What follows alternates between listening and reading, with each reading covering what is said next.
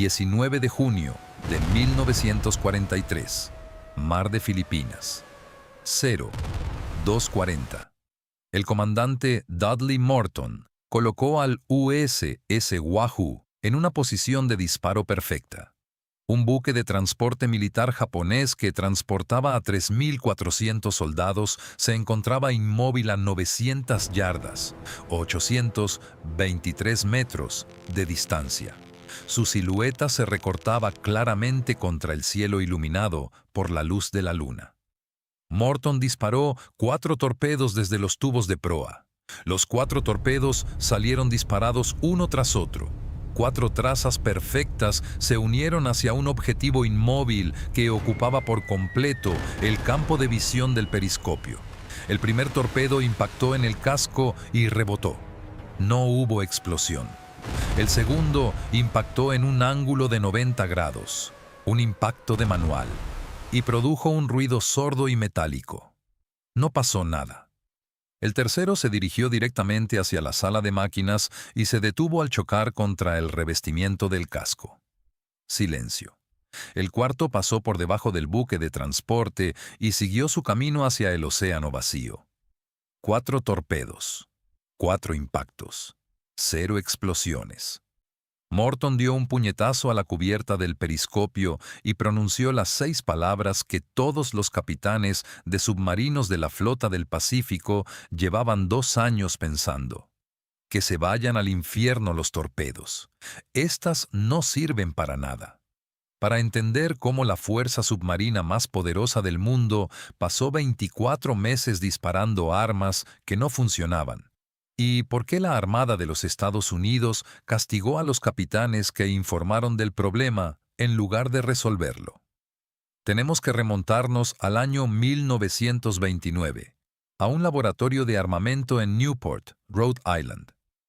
El torpedo Mark 14 era el armamento estándar de todos los submarinos estadounidenses del Pacífico. Pesaba 3.061 libras, 1.389 kilogramos. Medía 20 pies y 6 pulgadas, 6,25 metros.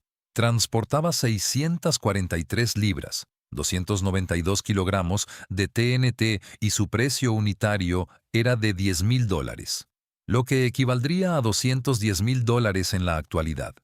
Entre diciembre de 1941 y finales de 1943, los submarinos estadounidenses lanzaron más de 4.000 torpedos Mark 14 contra buques japoneses. La tasa de fracaso fue desastrosa. Según las estimaciones de los informes de patrulla, entre el 60% y el 70% de todos los torpedos lanzados o bien se sumergieron a demasiada profundidad, no explotaron en el momento del impacto o explotaron prematuramente antes de alcanzar el objetivo. Si las fuerzas submarinas continuaban la guerra del Pacífico con un arma de la que menos de 1/3 funcionaba. Cada semana, los capitanes de los submarinos regresaban de patrulla con el mismo informe. Los torpedos alcanzaban el objetivo, pero no pasaba nada. Un barco tras otro escapaba de los ataques que debían haberlos destruido. Los capitanes redactaron análisis detallados. Suplicaron que se llevara a cabo una investigación. Se les hizo caso omiso. Esta es la historia que nunca te enseñaron en la escuela. Suscríbete, para no perderte lo que aún permanece oculto. La persona en el centro de esta catástrofe no era un capitán ni un almirante. Era un ingeniero civil llamado Ralph Christie, jefe del programa de desarrollo de torpedos en la estación de torpedos de la Armada de Newport, Rhode Island. Christie había dedicado 15 años a diseñar el Mark 14. Había supervisado cada prueba. Había aprobado cada especificación. El torpedo era la obra de su vida y lo defendía con una intensidad que traspasaba los límites del orgullo profesional hasta llegar a la ceguera institucional. Cuando los capitanes informaban de los fallos, la respuesta de Christie era siempre la misma. Los capitanes eran incompetentes. Disparaban desde ángulos incorrectos, calculaban mal el alcance. El torpedo era perfecto. Los operadores estaban equivocados. Christie no estaba solo. La Oficina de Municiones, BUORD, el departamento de la Armada responsable de todo el armamento y la munición, lo apoyaba plenamente. La BUORD había aprobado el Mark 14 como apto para el combate en 1938 tras un programa de pruebas tan limitado que rayaba en la negligencia. Con el detonador magnético del torpedo, un dispositivo diseñado para detonar la ojiva al detectar el campo magnético del casco de un barco, se había probado exactamente 2 veces antes de declararse operativo. 2 pruebas. Para un arma que se dispararía miles de veces en combate. El detonador de contacto, el sistema de reserva que hacía detonar la ojiva en el momento del impacto físico, nunca se había probado contra el casco real de un barco a velocidad de combate. Ni una sola vez. La Armada había probado los torpedos disparándolos contra redes submarinas y midiendo si el mecanismo de contacto se activaba o no. Pero una red no es un casco de acero. La red se flexiona. El acero no. Y esa diferencia acabaría costando la vida a cientos de marineros estadounidenses. En el interior del Mark 14 se ocultaban 3 defectos distintos, y apilados unos sobre otros como las capas de una enfermedad. Cada uno por separado. Juntos convirtieron al torpedo en el arma más poco fiable del arsenal estadounidense, y cada defecto permanecía invisible hasta que se subsanaba el anterior. El primer problema era la profundidad. El Mark 14 descendía a una media de 11 pies, 3,4 metros más allá de la profundidad ajustada. Un torpedo ajustado para funcionar a 10 pies, 3 metros de profundidad, en realidad funcionaba a 21 pies, 6,4 metros de profundidad. Una distancia lo suficientemente profunda como para pasar completamente por debajo de un destructor o un buque de transporte. La Oficina de Municiones había calibrado el mecanismo de control de profundidad utilizando un sistema de pruebas que medía la profundidad con el motor del torpedo en marcha, pero sin la ojiva instalada. Los 643 libras, 292 kilogramos de TNT que faltaban habían alterado la flotabilidad del torpedo. Nadie había tenido esto en cuenta. Nadie había realizado pruebas con ojivas reales porque éstas eran costosas y el presupuesto de la Armada era limitado. Piensa en lo que esto significaba en la guerra. Un capitán de submarino permanece 3 semanas en misión de patrulla. Identifica un objetivo. Maniobra durante horas para alcanzar la posición de disparo asumiendo el riesgo de ser detectado, de las bombas de profundidad y de todos los demás peligros. Lanza una salva de torpedos por valor de $40,000. Todos los torpedos pasan inofensivamente por debajo del objetivo. El objetivo se aleja. El capitán regresa a la base, informa de que el fracaso fue un desastre y se le dice que falló el blanco. ¿Alguna vez una institución te ha ignorado por completo a pesar de que sabías que tenías razón? Escríbelo en los comentarios. Los capitanes de submarinos se dieron cuenta de esto durante los primeros 6 meses de la guerra. El comandante del USS Sargo, Tyrell Jacobs, realizó pruebas no autorizadas en febrero de 1942. Disparó torpedos a través de redes de pesca y midió los agujeros. Los torpedos descendieron 11 pies más allá de la profundidad programada. Jacobs informó de sus hallazgos a la Oficina de Municiones. La respuesta de la Marina fue que la metodología de las pruebas era errónea. Los capitanes estaban equivocados. El torpedo funcionaba correctamente. Sin embargo, debo explicar por qué el problema de la profundidad fue solo el principio. Porque resolverlo reveló que se ocultaba algo mucho peor. Y los hombres que lo descubrieron fueron prácticamente aniquilados por la propia institución que debía protegerlos. El almirante Charles Lockwood, comandante de la flota de submarinos del Pacífico, tras 18 meses de quejas, pruebas de campo no autorizadas y pérdidas crecientes, ordenó finalmente en junio de 1943 sus propias pruebas de profundidad independientes. Los resultados confirmaron lo que todos los capitanes llevaban diciendo desde enero de 1942. El Mark 14 se sumergía 11 pies más de lo debido. Lockwood ordenó recalibrar el mecanismo de profundidad en toda la flota de submarinos. La corrección duró 3 semanas. Los capitanes ajustaron sus torpedos y regresaron al combate con la esperanza de hundir los barcos enemigos. La situación a la que se enfrentaban era aún peor. Una vez corregida la profundidad, si no los torpedos ya alcanzaban los puntos exactos donde debían impactar en los barcos enemigos, pero seguían sin explotar. El detonador sensible al efecto magnético, motivo de orgullo para Christie, explotaba prematuramente. El campo magnético de la Tierra varía de una zona a otra en el Pacífico. El detonador había sido calibrado para las condiciones magnéticas cerca de Newport, Rhode Island. En el Pacífico tropical, cerca del Ecuador, el campo magnético era tan diferente que provocaba una detonación prematura cientos de metros antes de alcanzar el objetivo. Los capitanes observaban cómo sus torpedos explotaban en mar abierto mientras el barco objetivo se alejaba ileso. Lockwood ordenó el 24 de junio de 1943 que se desactivaran los detonadores magnéticos en todas sus fuerzas. Los torpedos ya solo confiarían en el detonador de contacto, el sistema de reserva. Se trataba de una decisión de mando que iba directamente en contra de la oficina de municiones. Lockwood era consciente de que ponía en riesgo su carrera. Aún así, lo hizo porque sus hombres estaban perdiendo la vida. Christie, que ahora era contraalmirante al mando de los submarinos en el Pacífico suroeste, se negó a dar la misma orden para sus barcos. Seguía confiando en sus torpedos. Sus capitanes continuaron lanzando torpedos con detonadores magnéticos que explotaban en mar abierto.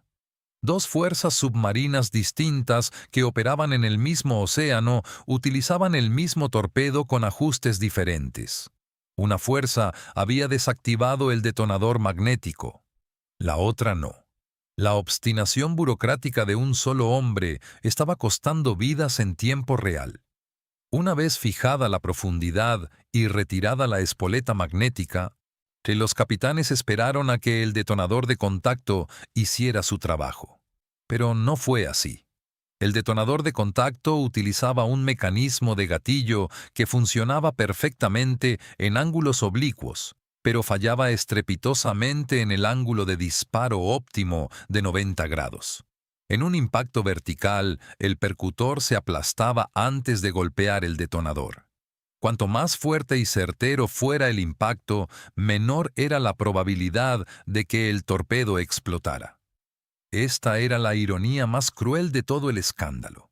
La Armada había entrenado a los comandantes de submarinos para que dispararan en ángulos rectos, el método de los manuales, el que maximiza el daño infligido al casco de un barco.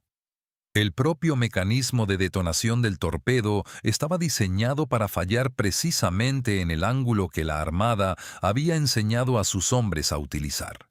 Cuanto mejor era el capitán, mayor era la probabilidad de que sus torpedos no explotaran. El comandante Lawson Ramage, del USS Parche, lo descubrió el 31 de julio de 1944 durante un ataque en superficie contra un convoy japonés. Ramage disparó 19 torpedos a corta distancia. Muchos torpedos impactaron en los barcos enemigos en ángulos perfectamente perpendiculares. Algunos no explotaron. Ramage recibió la medalla de honor por este ataque, pero el hecho de que los torpedos no explotaran significaba que los barcos que debían hundirse escapaban. La prueba llegó del lugar más inesperado. El 6 de septiembre de 1943, el USS Tinosa encontró inmóvil en el agua al Tonanmaru número 3, un buque ballenero de 19.000 toneladas. El comandante Daspit disparó 15 torpedos contra un objetivo inmóvil desde una distancia de 800 yardas, 731 metros. Los 2 primeros explotaron y detuvieron el barco. Los 11 siguientes impactaron en el casco, pero no explotaron. 11 torpedos que no explotaron contra un objetivo inmóvil. Daspit guardó los 2 últimos torpedos y los llevó de vuelta a la base como prueba. Daspit tomó una decisión que requirió más valor que disparar. Guardó los 2 últimos torpedos, cada uno valorado en $10,000, y los llevó de vuelta a Pearl Harbor como prueba física.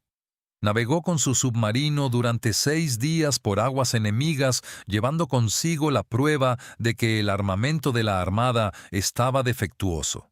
Sabía que la oficina de municiones intentaría desacreditarlo, tal y como había desacreditado a todos los capitanes que le precedieron. Esos 2 torpedos sin disparar se convirtieron en las pruebas más importantes del escándalo. Los técnicos de municiones de Pearl Harbor desmontaron los torpedos y finalmente descubrieron el defecto del detonador. El detonador del explosivo de contacto era demasiado frágil para soportar un impacto directo. Un simple cambio de diseño, como reforzar el detonador y añadir un percutor secundario, resolvió el problema en 4 semanas. Esta corrección, que podría haberse aplicado en febrero de 1942, no se puso en práctica hasta septiembre de 1943. Durante 21 meses de guerra submarina se había utilizado un torpedo que no podía destruir con fiabilidad. Las pérdidas humanas fueron enormes. Entre diciembre de 1941 y septiembre de 1943, Estados Unidos perdió 22 submarinos y unos 1.500 tripulantes en el Pacífico. Nunca se sabrá cuántas de esas pérdidas se debieron a torpedos fallidos que no lograron hundir al enemigo antes de que éste contraatacara. Lo que sí se sabe es que, en ese periodo, los submarinos dispararon más de 4.000 torpedos, y se estima que su tasa de fracaso osciló entre el 60% y el 70%. Se desperdiciaron miles de oportunidades de ataque. Cientos de buques japoneses que debían ser hundidos transportaron tropas, material y armas que mataron a soldados y marineros estadounidenses por todo el Pacífico. El escándalo no se limitaba a la tecnología. Tenía que ver con los hombres condenados al silencio. El capitán comandante Dudley Morton, quien inició esta historia golpeando su periscopio con desilusión, murió en combate el 11 de octubre de 1943 cuando el USS Wahoo se hundió en el mar de Japón junto con toda su tripulación. Embarcándose en su última misión con un arma que su propia armada se había negado a reparar, disparó torpedos que sabía que eran defectuosos contra objetivos que no podía derribar. Tenía 36 años. Ralph Christie fue finalmente destinado a otra misión a finales de 1944. Nunca admitió públicamente que el torpedo era defectuoso. La oficina de municiones no publicó una disculpa oficial ni llevó a cabo una investigación interna. Nadie fue sancionado disciplinariamente. Nadie fue considerado responsable. Los capitanes que informaron de las averías, hombres como Jacobs, Morton y Daspit, no recibieron ningún reconocimiento por sus esfuerzos por reparar el arma. A los informes de patrulla de muchos de ellos se les añadieron comentarios negativos por criticar el equipo de la Buord. Una vez aplicadas las correcciones, los resultados se hicieron evidentes de inmediato y resultaron devastadores para Japón. En 1944, los submarinos estadounidenses hundieron 548 buques japoneses, con un total de más de 2,7 millones de toneladas, lo que superaba el total de los 2 años anteriores. Cuando el Mark 14 empezó a funcionar correctamente, se convirtió en el arma más devastadora del arsenal del Pacífico. La fuerza submarina, que había quedado paralizada por culpa de su propio torpedo, Se convirtió en la fuerza que estranguló las líneas de suministro de Japón y hundió su capacidad industrial. El escándalo del torpedo Mark 14 no es una historia de mala ingeniería. El diseño del torpedo era básicamente sólido. Esta es una historia de arrogancia institucional. La historia de una organización que, en lugar de probar el arma, prefirió culpar a los hombres que la utilizaban. La oficina de municiones disponía de los recursos, la experiencia y la autoridad necesarios para probar el Mark 14 contra objetivos reales en condiciones de combate en cualquier momento entre 1938 y 1943. No lo hicieron, porque las pruebas costaban dinero, porque el fracaso significaría admitir que 5 años de trabajo habían sido en vano, porque creer en lo que decía un capitán de submarino requeriría que una burocracia se cuestionara a sí misma, y las instituciones rara vez lo hacen. Cada dólar ahorrado en pruebas se pagó con sangre. Cada investigación pospuesta acabó con un submarino hundiéndose en las profundidades del Pacífico. Y nadie regresó para pedir cuentas. Hoy en día, la Armada de los Estados Unidos prueba cada sistema de armas en condiciones de combate realistas antes de desplegarlo. Son obligatorios los ejercicios de fuego real, las pruebas con objetivos a escala real y la verificación independiente. Sin embargo, estos procedimientos no nacieron de una cautela burocrática, sino que se escribieron con la sangre de 1.500 marineros enviados a la guerra con un arma que su propio gobierno se negó a reparar. El Mark 14 demostró una verdad que ningún manual de ingeniería puede transmitir por completo. Un arma que funciona en el laboratorio pero falla en el campo de batalla no es un arma. Es una sentencia de condena puesta en manos de los hombres que confiaron en él. El torpedo funcionó a la perfección en Newport. También funcionó a la perfección en el Pacífico, pasando justo por debajo de todos los barcos que debía hundir. Y durante 21 meses, los hombres que lo denunciaron fueron tachados de mentirosos por la propia institución que lo construyó. Algunos de ellos nunca regresaron a casa para demostrar que tenían razón. Si hubieras sido capitán de un submarino en 1942 y tus 4 torpedos rebotaran en un objetivo fijo y volvieran, ¿qué habrías hecho? ¿Preferirías informar de ello y que te tacharan de incompetente? ¿O te callarías y seguirías disparando? Cuéntamelo en los comentarios. Y suscríbete, porque la siguiente historia también estaba enterrada a tanta profundidad.